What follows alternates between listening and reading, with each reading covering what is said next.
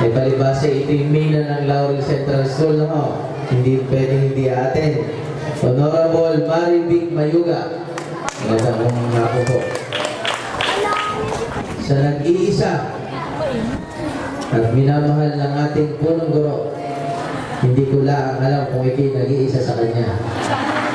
Honorable Romulo Macaraig, Kunsiyal. Sa pamilya ho ng ating panauhing pandangal, no po, hindi ko na po kaisa-isa, pero sigurado kong kilala ko kayo isa-isa, no po. Magandang hapon din po. Sa atin ng mga may masisipag na barangay captain na nandito ngayon, kahapon ay abala din ang mga to. Poblasyon 1, Kapitan Charlie Makapuno, magandang hapon po. Poblasyon 2, wala yata, hindi ko naman kilala yun. Poblasyon 4, ang laging nagtatraffic tuwing hapon din sa ating labas hindi ano, Kapitan Jerry Consalan. Kapitan ho ng Poblasyon 5, Nelly Bubis, Kapitanan. Sa mga magulang, mga magsisipagtapos, isang napakahalagang hapon po sa inyong lahat. Sa tuwi-tuwi ng magsisipagtapos, lalong higit ay dito sa ating inang paaralan. Siguro parating naiisip natin, ilan na ba yung mga nagtagumpay na kabataan na nanggaling sa Laurel Central School? Karamihan mo ng ating mga guro, mga lingkod bayan, na tulad namin, ay talagang mga nanggaling dito. Maging ang inyong mga dating panahon pandangal, lahat siguro ng mga nagtagumpay dito sa bayan ay halos dito nanggaling. Ito'y dahilan siguro na ang mga tao ito'y nagsilbing halimbawa ng marami nating kabataan upang marating ang kanilang mga pinapangarap sa buhay. At eto na nga po kami na talaga namang naabot na ang tagumpay na pinapangarap ng kahit sino man. Siguro sa pagkakataong ito, palibhasa mo ay ako'y dito galing at itong mga nasa harap niyo dito rin galing. At karamihan na hindi lamang sa Laurel Central School. Kaya lamang may pinagmamalaki natin na kahit papaano, ang kauna-unahang elementarya sa bayan natin ay nananatiling matatag sa pangunguna ng ating mga guro, mga punong guro at ng samahan ng PTA naman. Kanina, sabi kanina nung isang panahon pandangal, yung isang panahon pandangal ng Tigog, nakita ko dyan eh. No, yung sa San Gregorio, yung pito mo na panahon pandangal, mamaya hindi ko pa natidinig yung mensahe ng ating panahon pandangal at ako'y interesado. Sabi ng isang panahon pandangal, hindi raw natin kasalanan na tayo'y isinilang na mahirap. Totoo, no? Ang malaking kasalanang gagawin natin ay kapag hinayaan natin na tayo'y mamatay ng mahirap. Tama po, no? Kanina ho, nakita namin paano ba natin pagsusumikapan na abutin yung ating mga pinapangarap. Sa kabila ng padagdag ang mga kurikulum, padagdag ang mga pagkakagasusan, ang mga pagkakaabalahan ng ating mga magulang. Ito'y nagpapatunay lamang na ang ating nasyonal na pamahalaan ay inihahanda ang ating mga kabataan sa pagdating ng panahon na baka nga sakaling ang mga tao'y magsawa ng mag-aral, manapay pag natapos itong mga kurikulum na bagong idinagdag ng ating national government, ng ating DepEd, ay maging sandata nila upang kahit papaano'y high school pa lang ay pwede na sila magtrabaho. Pero hindi naman nangangahulugan na kung kaya ang mga bagong kurikulum na ito'y inilalagay para naman tayo hindi na mangarap na magkolehiyo. Dahilan po sa siguro, sa madaming saksi, sa mga tagumpay na tao, talagang isa lamang ang tanging paraan upang tayo umunlad. Bukod sa angkin nating katalinuhan, kinakailangan talaga natin magsulikap, magsipag at magtiyaga. Dahil ako'y naniniwala na sa bayan ng Laurel, ikay may tuturing lamang na mahirap kapag ikaw ay tamad.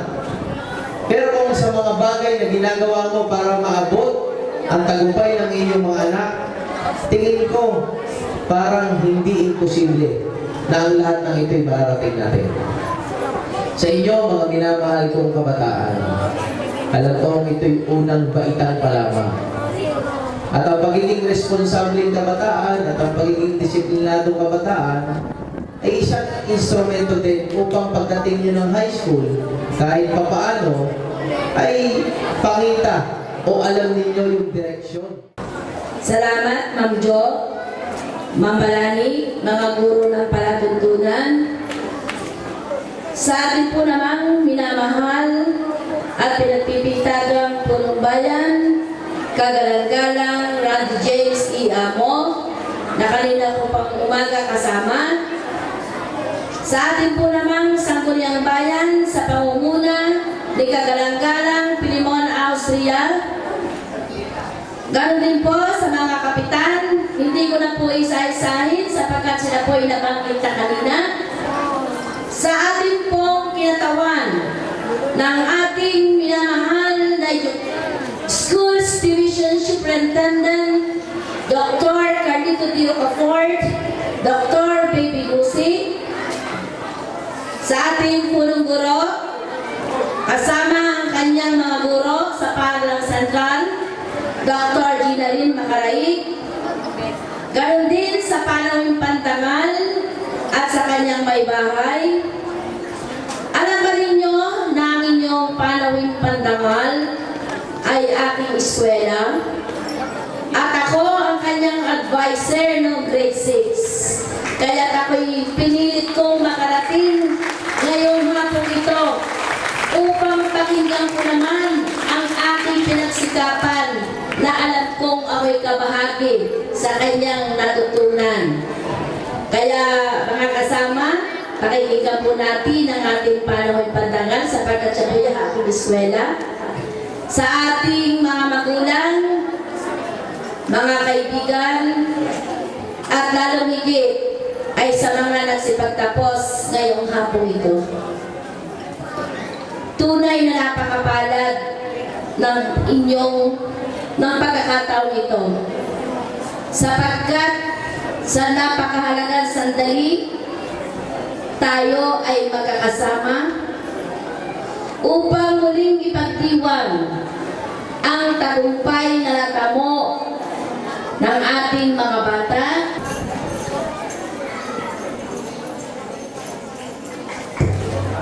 Maraming salamat po sa ating mga tagapagpapalala, Ma'am Jo and Ma'am Ember. Sa ating pong panauhing pandangal, sa kinatawan po ng ating pansangay na tagapamanihala sa mga paaralan, sa lalawigan ng Batangas, Dr. Ambrosia Buse, Education Supervisor, Special Events, sa ating pong mahusay na District Supervisor, Dr. Guillermo Bilog, sa ating masipag at mabait na punong guro dalawa, Dr. Ginaline Macaraig, sa aming mga guro na walang pagod na nagturo sa amin, simula kindergarten, sa lahat po ng kawani ng paaralang ito, sa ating pong kagalang-galang na punong bayan, Randy James Amo, sa bumubuo ng Sangguniang Bayan, sa pangunguna ng ating Vice Mayor Pilimon Austria, sa lahat po ng punong barangay at mga kagawad na nandito ngayon, sa aking mga mahal na magulang, Ginoong Adonis Encarnacion at Marites Ariola, sa kapwa ko graduates, sa mga magulang at mga kaibigan, isang mapagpala at magandang hapon po sa inyong lahat. Magkahalo po ang aking nararamdaman. Masaya dahil natapos na namin ang unang yugto ng aming pakikibaka.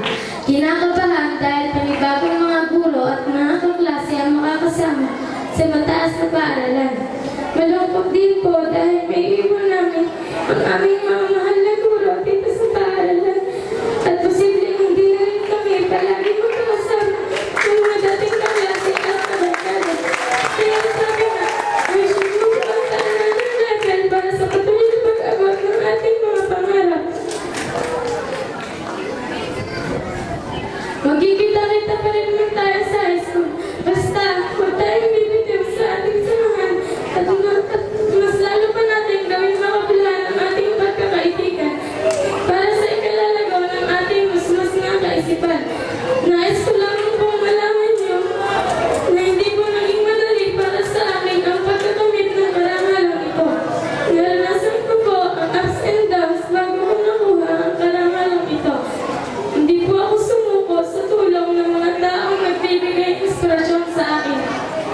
Higit po sa lahat ay ang aking mga magulang at talaga pong todo suporta sila sa akin. Kahit kapos po sila sa pera ay gagawin nila ang lahat magustusan lang ang pangangailangan ko sa school. Sa aking tiyuhin, si Papa Chris at Ninang Geraldine na parehong nasa ibang bansa, bukod po sa encouraging words ay naging good provider din po sila sa akin. Naging sa iba ko pang mga tiyo at tiya, sa aking lolong Erding at lola Siling. Sayang po at wala na ang ingay dun para i-congratulate ako. Ganun din po sa tiwalang yung pinakita ng mga guro na kaya ko ito. Isang patunay na hindi natitinag ang pusong Pilipino. Sa aking unang isipan ay ramdam ko ang kahirapan ng ating bansa.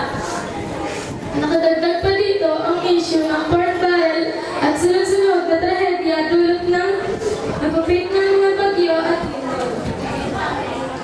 Kung ating iisipin ay napakahirap ng lumangon muli.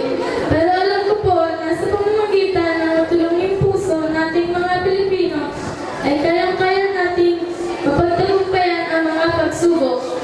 At sa kapwa kong kabataan, sana'y maging inspirasyon din natin ang ating kapwa na higit na nakaranas ng kahirapan. Huwag tayong maging makasarili sa sarili nating bayan. Habang tayo ay mga bata pa, mangarap na tayong makatulong sa ating pamilya at kababayan kung saan man tayo dalhin ng kapalaran. At kahit ay mas pa lamang, marami na tayong pwedeng ihambak sa ating pamilya dahil sa maliit na paraan.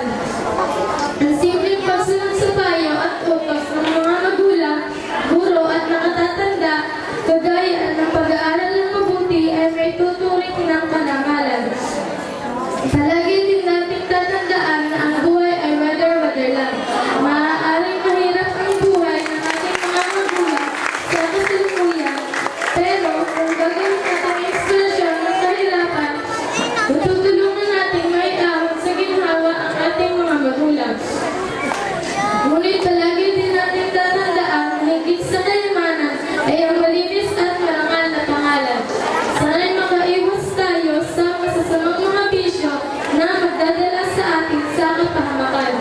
Let's make this world a better place to live in. Let us not be discouraged by the present issues. Let us not work together for the better future ahead of us. Reforms is in our hands. We can still make a difference. To our dear parents and beloved teachers, thank you for everything. We love you. And to all my co-graduates, congratulations and let us do our best in our high school life. To God be the glory. Sa pagkakataon pong ito, ay tinatawagan ko ang gurong tagapayo ng Juan Macapagal, Ginang Rufina C. Rosales, upang ipakilala ang ating panauhing pagdangal. Marami pong salamat sa ating dalawang nagagandahang pakilala, Maring Jo and Ma'am Enner. Sa lahat po ng mga panauhing naririto na sumasaksi sa ika-66 na taon ng pagtatapos, magandang hapon po sa ating lahat.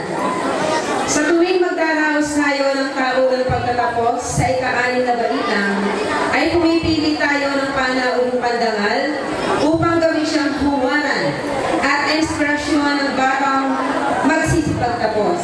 Isang malaking karangalan sa inyong lingkod na ipakilala ang ating panauhing pandangal. At ipapakilala ko po siya.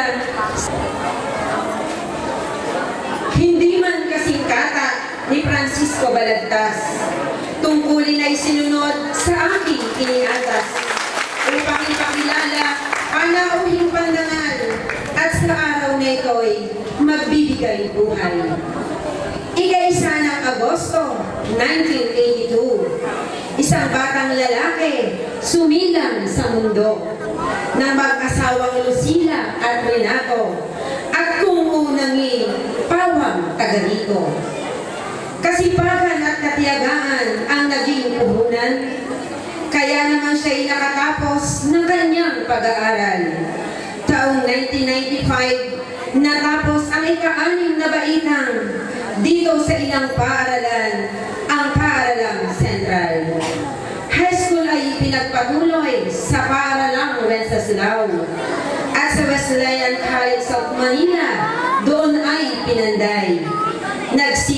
nagtiis, di ininda ang kahirapan. Bachelor of Science and Business Administration ay tinapos upang mapalawak ang kaalaman. Katulad ni Adan ay merong Eva, humanap ng babaeng makakapareha. Isang bilibining dalagang Pilipina, mabait at magandang nagngangalang Lia. Tuwa at saya ang nadarama ng pagmamahalan nila ay nagbunga. Dalawang supling sa kanila'y ipinagkaloob, kaya't pagmamahal sa kanila'y inilaang lubos. Upang mapaunlad, dunong at kakayahan, iba't ibang seminar kanyang dinaluhan. Ito'y naging susit simula ng kanilang pagyaman, kaya naman di nagdamot, madaling lapitan. Ang ilan sa kanyang mga dinaluhan, estate planning, Sunlight Financial. Sa De La Salle, Manila, siya ay nagpunta at lumahok pa sa mga seminar na napakahalaga. Iba't ibang samahan, siya din ay miyembro, kaya kanyang kaalaman lalo pang lumago. Isa sa may-ari ng mga gasolinahan, dunong sipag at tiyaga kanyang pinuhunan. At sa kasalukuyan, siya'y naglilingkod bilang manager ng gasolinahan doon sa Bacoor. Mayroon din siyang ilang mga pagawaan, kagaya ng car wash at ilang auto supply. Tayo na't pakinggan ang kanyang mensahe upang sa ganoon ay magbigay silbi, maging inspirasyon sa bawat naririto at may pagmamalaki ng mga Laurenyo. Ang nais ko sana bago siya magsalita ay hatid ng palakpak doon sa may gitna. Matamang pakinggan kanyang sasabihin at katahimikan sa inyo'y hinihiling. Sa inyo pong lahat siya'y ipinakikilala at sasambitin ko pangalang taglay niya. Ginoong Gerardo G. Boy de la Rosa Mendoza, ang panawing pandangal. Halina't pakinggan, ating palakpakan.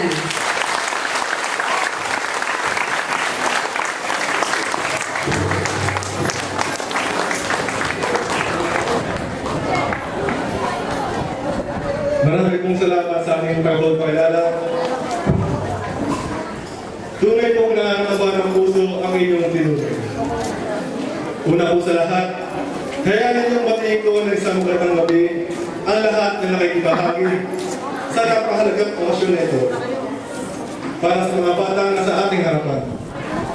Sa ating alkalde, ng James Award, sa mga sangguniang